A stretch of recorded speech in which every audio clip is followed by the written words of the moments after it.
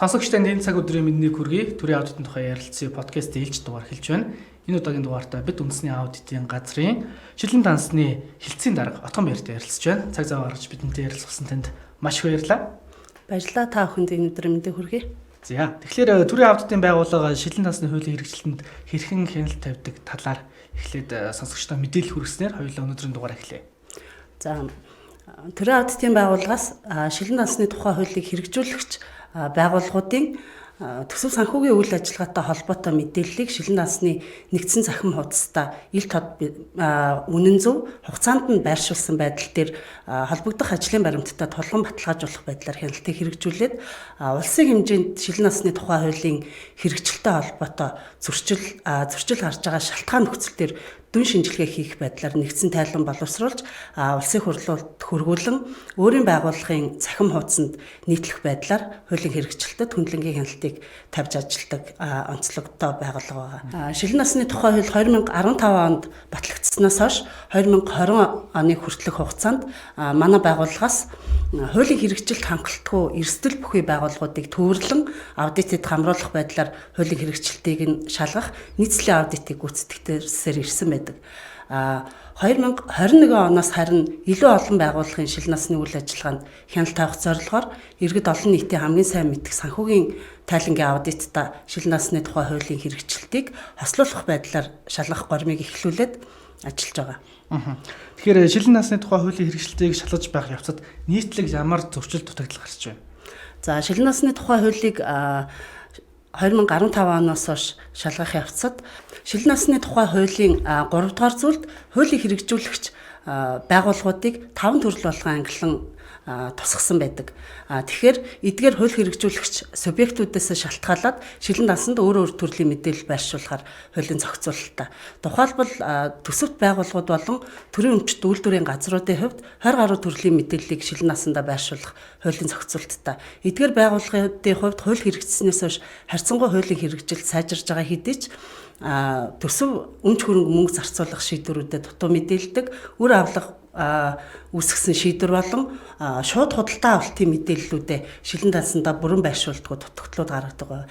Харин төрийн өмчийн оролцоотой компаниудын хувьд хууль зааснаар 5-аас 6 төрлийн мэдээллийг шилэн насны нэгдсэн захим хуудсандаа байршуулахар хуульчилсан. Эдгээр байгууллагуудын хувьд бол худалдаа авалтын үйл ажиллагааны мэдээллээ бүрэн мэдээлдэггүй байх зөрчлүүд аудитын явцад нийтлэг ажиглагддаг байна. Тэгэхээр яг энэ аудитаар зөрчилтэй байсан байгууллага албан тушаалтанд ямар арга хэмжээ авдаг? Энэ талаар мэдээллийг манай сонсогчдод болон үзэгчдэд өгөөч.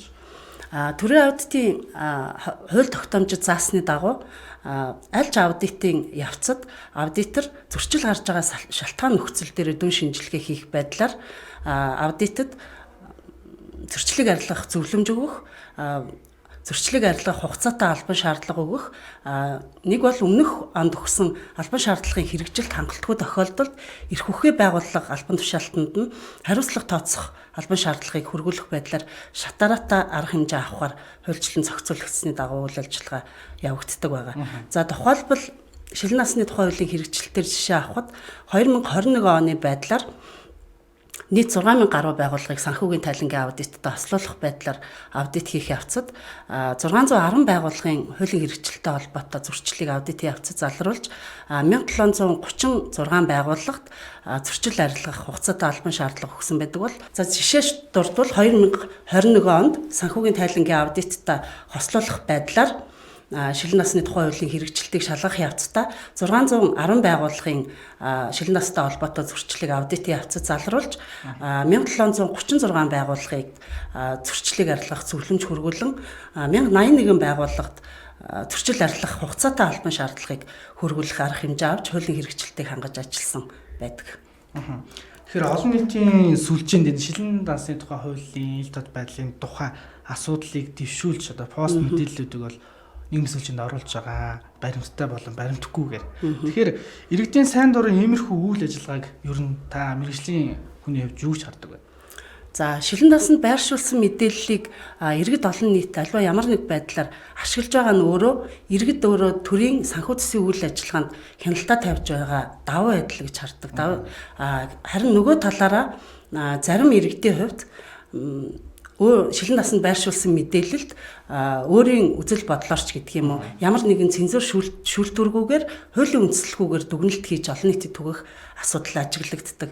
Энэ нь ямар сөрөг талыг агуулдаг вэ гэхээр хуулийг хэрэгжүүлэгч нөгөө байгууллага албан тушаалтнууд маань шилэн насанд мэдээлэлээ бүрэн оруулахгүй байх. Зарим нэг талаар ил тод болохоос зайлсхийхийн сөрөг байдлыг үүсгэж байдаг талтай. За энэ дээр би нэг жишээ дуртахад төрийн өмчийн оролцоотой нэгэн компаниг 2020 онд нэгэн иргэн олон нийтийн хэвлэл мэдээллээр дансны гүйлгээ мэдээлэлээр шилэн дансандаа байршуулаагүй байна гэдэг мэдээлэл нэлээдгүй газар авч иргэд шүүмжлэл бүртгэжсэн асуудал байсан. Үүн дээр төрийн аудитын байгууллага хяналт тавиад үзэхэд хууль тогтоомжийн зохицуултаараа тухайн төрлийн субъект нь өөрөө дансны гүйлгээг шилэн дансанд тавих чиг үүрэг тусгагдаагүй учраас энэ нь өөрөө хуулийн зөрчил биш байсан юм жишээг дурдж болно. Тэгэхээр төрийн аудитын байгууллагын зүгээс эдгээр иргэдтэй хамтран ажиллах боломжтой юу? Энэ талаар зохицуулт байдаг уу? Шилэн насны тухай хуулийн 9-р зүйлд зааснаар аливаа иргэд шилэн настай холбоотой зөрчил дутагдал байна гэвэл тухайн мэдээлэлтэй холбоотой шаардлагыг эхлээд тухайн зөрчил гаргасан байгууллага албан тушаалтанд хандна. Харин эдгээр байгууллага албан тушаалтанд хүлээж аваагүй тохиолдолд төрийн аудитын байгууллагад зөрчлийг тогтоолохоор хандах байдлаар хуулийн зохицуултад тусгасан байна. Өөрөөр хэлбэл төрийн аудитын байгууллага болгон иргэд олон нийт хамтрах байдлаар шилэн насны мэдээлэлд хяналтыг хэрэгжүүлж зөрчлийг тогтоох байдлаар хуульчилсан байна. Гэтэл сүүлийн 5 жил манай байгууллагад иргэд олон нийтээс тухайн төрлийн гомдол шилэн настай холбоотой гомдол мэдээлэл 2-3 удаа л ирүүлж байсан ийм баримт байдаг. Мэдээж төрийн аудитын байгууллага дангаараа улсын хэмжээний бүх төсөвт байгууллага төрийн өмчт үйлдвэрийн газарт иж бүрэн шилэн насанд нь хяналт тавих боломжгүй. Тийм учраас иргэдийн хяналт, иргэдийн мэдээлэл чухал аш холбогдолтой байдаг. Ийм үднэс төрийн аудитын байгууллагаас сая энэ 2022 оноос эхлээд Open Audit CGM гэдэг олон нийтэд хандсан мэдээлэл түгэх сайтыг эхлүүлээд энэ сайтаараа дамжуулаад иргэд олон нийтээсээ шилэн настай холбоотой мэдээллийг хүлээж авах болон ажиллуулж эхлэдэг байгаа. Энэ явган гараад нэлээд ээжээс санагдчих тийм ээ. Тэгэхээр шилэн насны тухай хуулийн хэрэгжлийг сайжруулахад цаашид юун дээр анхаарч ажиллах цогцолтой вэ? За шилэн насны тухай хуульд би өмнө хэлсэн 2015 оноос хойш 21 оны хүртэлх хугацаанд жил бүр төрийн аудитын байгууллага өөрөө аудит хийж ажиллаад зөрчлийн шалтгаан нөхцөл дүн шинжилгээ хийж үзэхэд харьцангуй хуулийн хэрэгжил жилд сайжирч байгаа.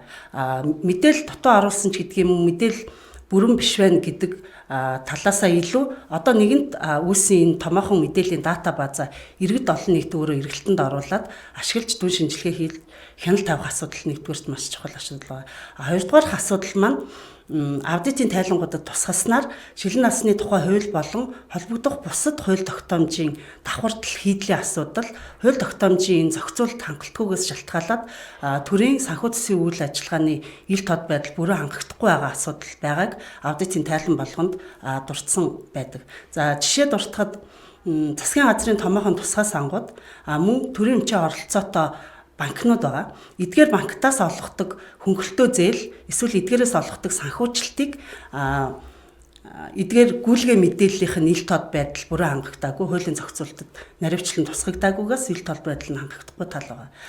Хоёрдугаар жишээ гэвэл гадны байгууллагын хөрөнгө оруулагчдын санхүүжилтээр хэрэгждэг томоохон төсөл хөтөлбөрүүд байгаа. Эдгээр санхүүжуулагч хөрөнгө оруулагчид маань шууд гүйцэтгэгчтэй санхүүжилт олгодог. Энэ санхүүжилтийн үйл ажиллагаа нь ил тод мэдээлэгддэггүй зохицуулалт дутуу асуудал манай улсад байгаа. Дараагийн нэг жишээг бол төрийн өмчийн оролцоотой компаниудын хувьд хариуцлага тооцох хуулийг шилэн насны тухай хуулийг хэрэгжүүлээгүйгээр хариуцлага тооцож энэ зохицуултыг хуульд орхитуулснараа хүндлэгийн хяналт хэрэгжүүлэх эдгээр дээр шаардлага тавих байдал дээр эрх зүйн тутамг асуудал байгаа гэх мэт асуудлыг дурдж болно. Тэгэхээр цаашид шилэн насны тухай хууль болон холбогдох журам шилэн насны нэгдсэн захим хуудсыг улсын хэмжээнд хөгжүүлэлт хийж боловсронгуй болгох зайлшгүй шаардлагатай байгаа. За бидэнд цагийн энэ шаардлагатай мэдээлэл хүргэсэн танд Маш их баярлалаа. Төрийн аудитын тухай ярилцсан. Сурал подкаст энэ удаагийн дугаартаа бид төрийн аудитын байгууллага, шилэн дансны тухай хуулийн хэрэгжилтэнд хэрхэн хяналт тавин ажилтдаг вэ гэсэн сэдвийн хүрээнд үндэсний аудитын газрын шилэн дансны хэлтсийн дарга Хотгон баяртай ярилцлаа. Танд цаашдаа ажилтан танай хамт олон цаашдаа ажилласан өндөр амжилтыг хүсье. Байгууллагадаа бас жил болсон байлээ. Тэгээд ойн баярын мэндийг бас давхар хүргэе. За баярлалаа. Та бүхэнд бас ажлын амжилт хүсье. За баярлалаа. Сонсогч та бүхэнд төрийн аудитын тухай ярилцсан сурал подкастын ээлж дугаараа бэлтгэн хүргэлээ. Дараагийн дугаараар иргэн уулзтлаа. Түр баяртай.